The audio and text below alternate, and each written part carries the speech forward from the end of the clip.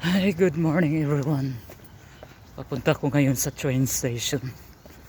Tapos tingnan nyo ang paligid guys. Sobrang foggy dito kasi umuulan dito everyday.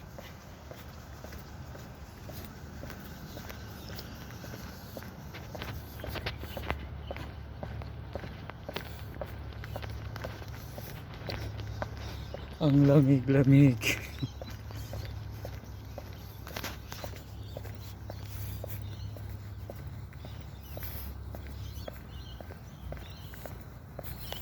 Sobrang foggy dito guys. Tingnan nyo.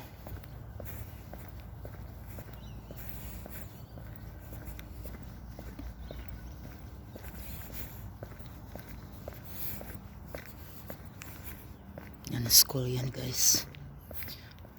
Bilingual school siya.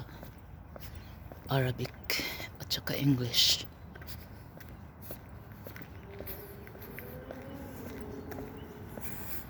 Tapos marami yung mga estudyante na dyan guys. Nag-a-apply rin ako dyan. Tapos wala pa akong natanggap na confirmation na na-receive nila yung application ko. Alam nila hindi ako marunong mag-Arabic. Kaya yun.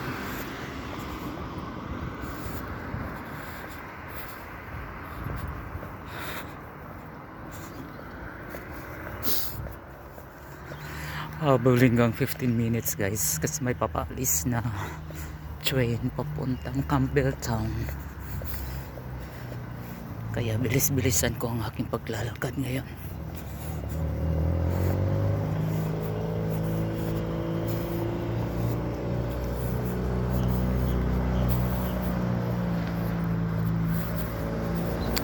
So guys, if you are just new to this channel, don't forget to subscribe, like, share, and comment for more updates or more videos.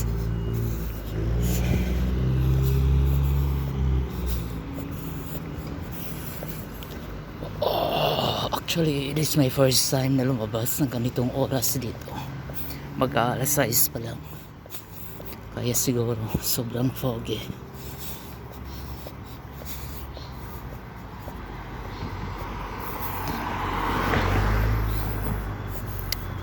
Nakabili na rin ako ng bagong jacket guys na may hood.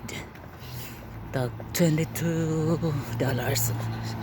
Mahal siya. Pero mas maganda pa rin itong nabili kong American Eagle sa Abu Dhabi. Mas makapal siya.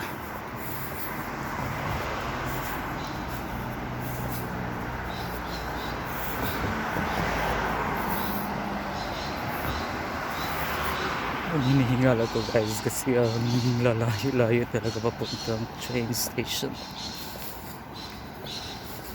Tapos i-check ko pa ang Opal card ko kung may laman pa ito. Wala na.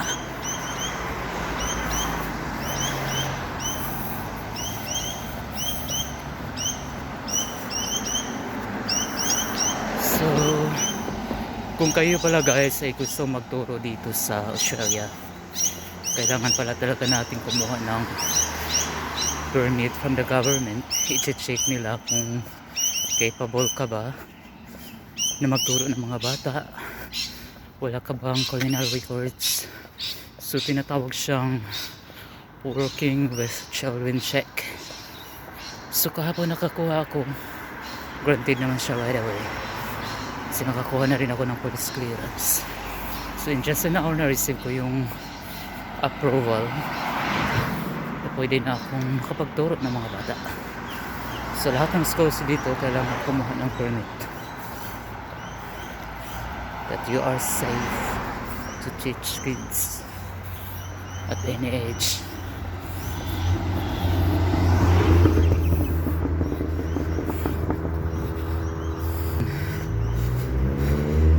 That first signal guys, magra-right ako dyan. Papunta na yan sa train station. So ang vlog na ito ay kailangan mong tapusin hanggang sa train station.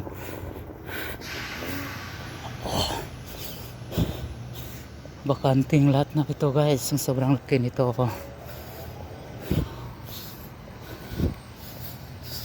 Ang mga buildings naman talaga dito ay nakadesign same lang ng mga buildings sa Europe. So maganda siya. They love the nature. Hindi talaga nila pinuputol ang mga kahoy, hindi nila hinahunt ang mga ibon. Tapos kung ang masasabi ko na talaga sa mga Australian dito, mga ano sila, respectful, then hospitable as well.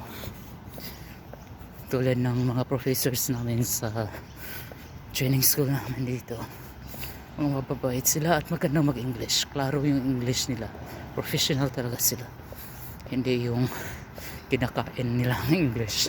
Kaya natututo talaga ang mga estudyante nila.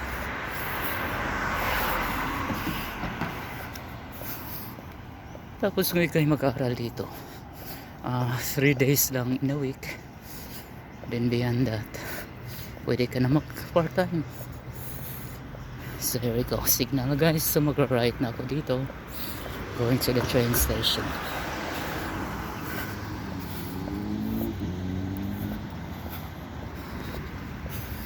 Oh my god, oh my god, parang malilate na ko nito.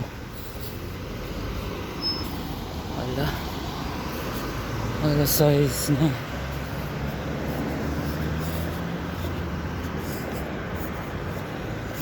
At yung appointment ko is shit eh. Paano ba to guys?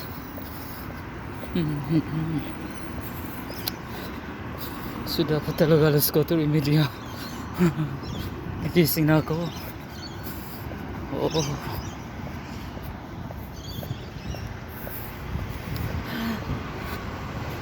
Anyways, pahala na si Batman.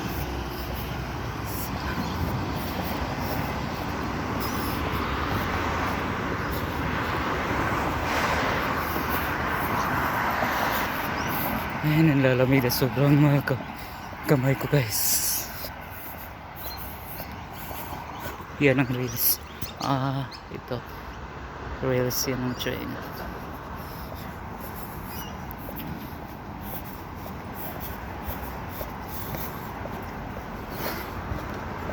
Yan.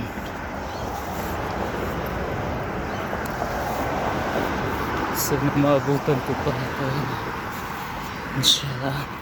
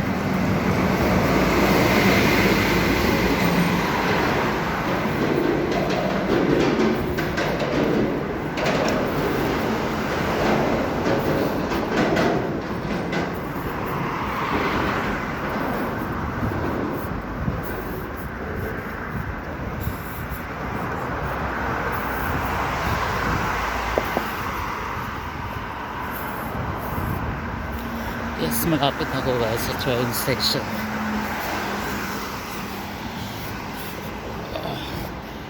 Guys, kasi maraming ibon dito yan. Mga boss nila yan. See, kahit nasa city ka ng Liverpool, daming halaman nila.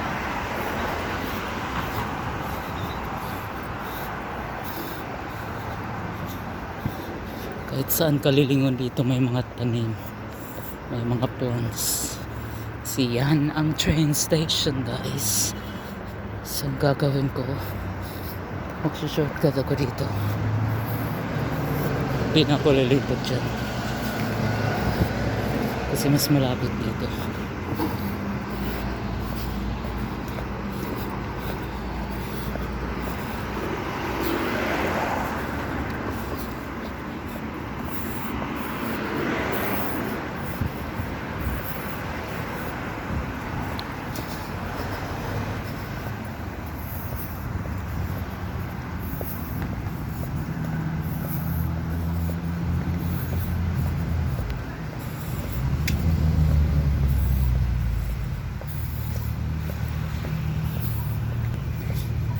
that's it guys.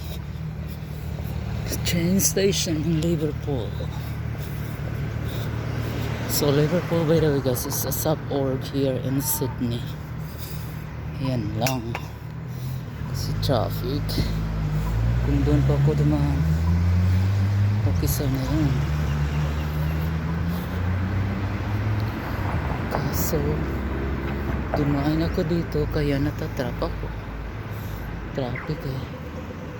Oh, good job. Naka-green na siya.